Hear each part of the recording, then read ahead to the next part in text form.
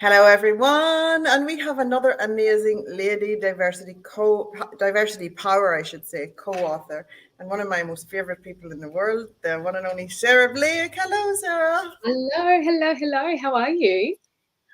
I am very good, and we are having our conversation kind of serendipitously on International Women's Day, which is a good day to have a conversation about diversity and the power in it, isn't it?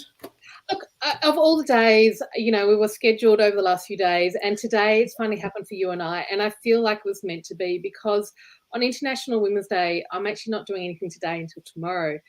But this seems like a really critical conversation on a critical day. So I think it's meant to be. And I think you and I were talking offline around how much this theme of diversity links into where we're both at in terms of how we're thinking about International Women's Day. Yes, it's a really good day to host conversations and how we evolve, further and advance through to the future and this book has a host of those conversations, and that's what I love. Your chapter is called the diversity in business, which is an important conversation. You're like, oh, it's such a boring title. It's not a boring chapter, Sarah Blake. It is not a boring chapter.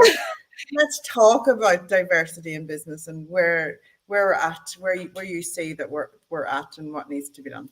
Yeah, look, it does sound really boring as a topic. I want to encourage people to read it, because when I got asked to do this chapter, I wanted to think a little bit differently about this notion of diversity, because I think we all hear it, we kind of glaze over a little bit because of the conversations.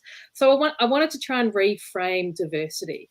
And when we think about financial investment, for instance, as a business owner or a big company, and you're thinking about what you do with your money, one of the things that we know we're encouraged to do is diversify our investment.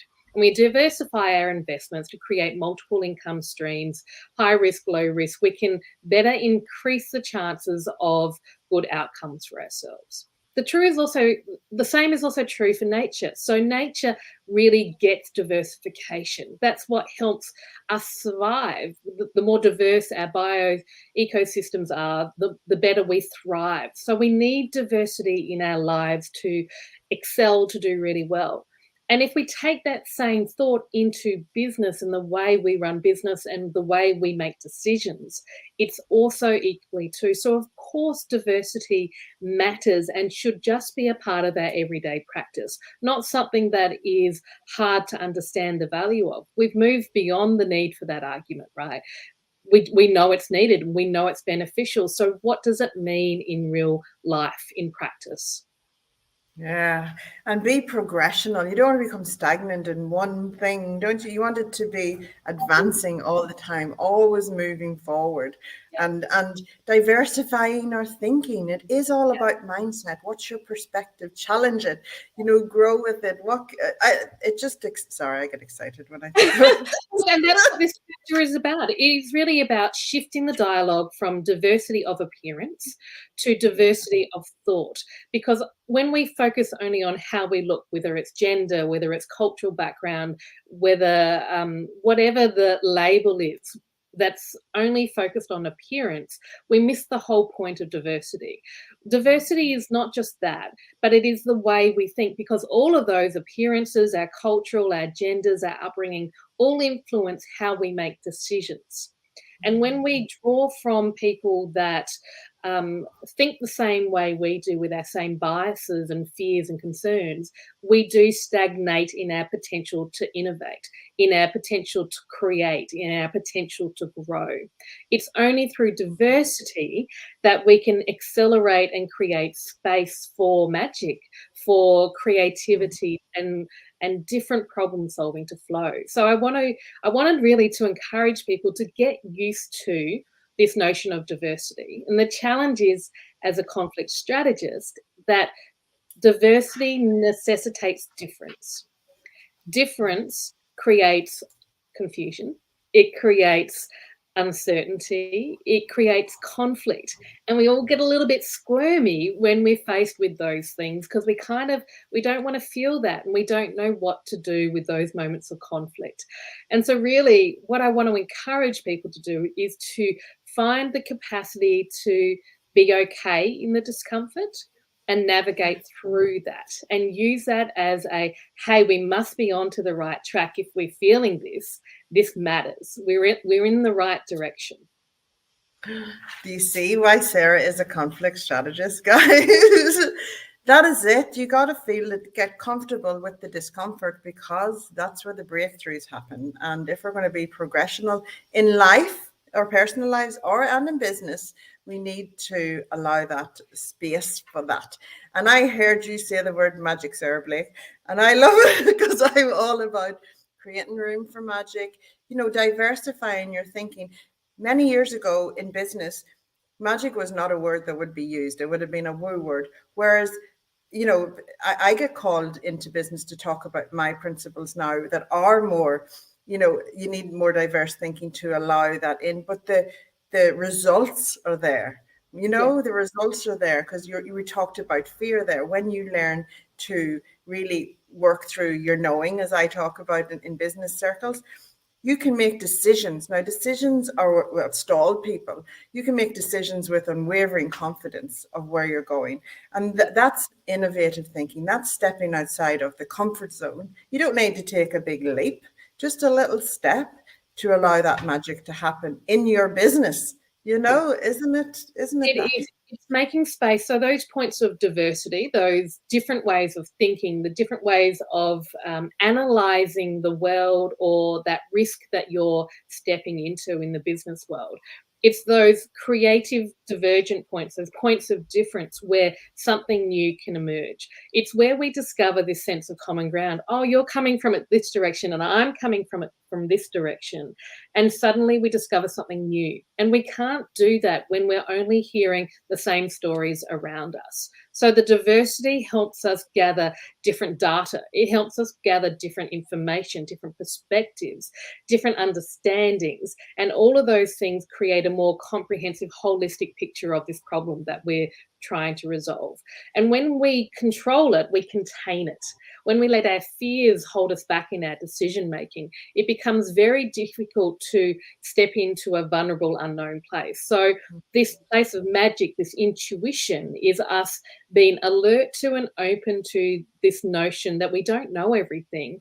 And hey, guess what? There might be great outcomes that we just haven't allowed to bubble up to the surface because we've been so busy trying to contain and control it. When we allow diversity with a freedom, we increase those chances of intuition, of magic, of elevation, of excitement. You can see I'm getting excited about it because I see this in conflict when people are able to hold that space for each other with dignity and with grace. That's where we really change the world.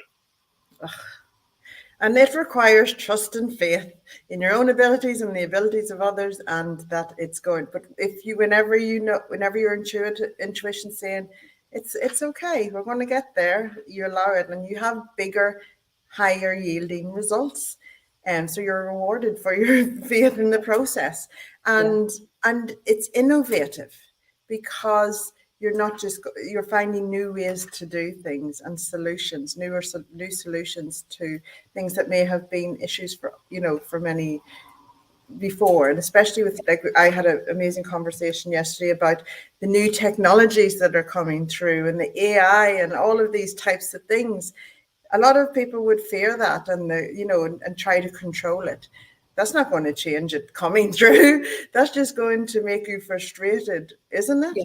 And whereas if you open up to the possibilities, it's I think that's the thing that I have really taken from the last few years with the impact of COVID and this notion of a new way to do business. We've had to all be uncomfortable. We've had to all adapt and be really agile in what we're dealing with. So we can do it. And the businesses that have thrived, the personalities that have thrived, are those that have been able to navigate and switch gears and be open to the possibilities. And so things, whether it's technology and AI, whether it's a different way around thinking around leadership and authority and power, whether it's about how we think about money, all of those themes present an opportunity for us to diversify our thinking, to challenge our comfort zone, think outside the box a little bit. And that's what will put you in front of the rest of your competition, of the rest of the market. It's those things that distinguish you and your ability to navigate difference, essentially, that's going to help you elevate whatever you do, however you shape the world. Ah, what a great note to end on, Sarah Blake. Amazing, as always, insightful, gets everyone just thinking outside of that mental space that they're holding right now. And you always talk about leaning in, leaning into it. It's okay. It's not going to break. You're not going to break. It's amazing. Where can people find you, Sarah? All the usual channels. Check out smblake.com. I'm on LinkedIn at Sarah M. Blake, and my website's probably the port of call. My latest book can be found, this one, through KMD Books as well. So get out there, Google me, and I would love to have these conversations with you, because it can be daunting and it can be intimidating. So sometimes we need someone that's got our back to help us step in. You always find the best case scenario solution to any kind of conflict. Amazing, Sarah. Thank you so much for joining me. Guys, if you want to read Sarah's story in Lady Diversity Power and everyone else's the amazing co-authors in this book, you need to go to www.kndbooks.com/Lady Diversity Power, where you will find all the links to where you can buy it. Thank you so much, Sarah. Absolute pleasure. Thanks for chatting. Bye, guys.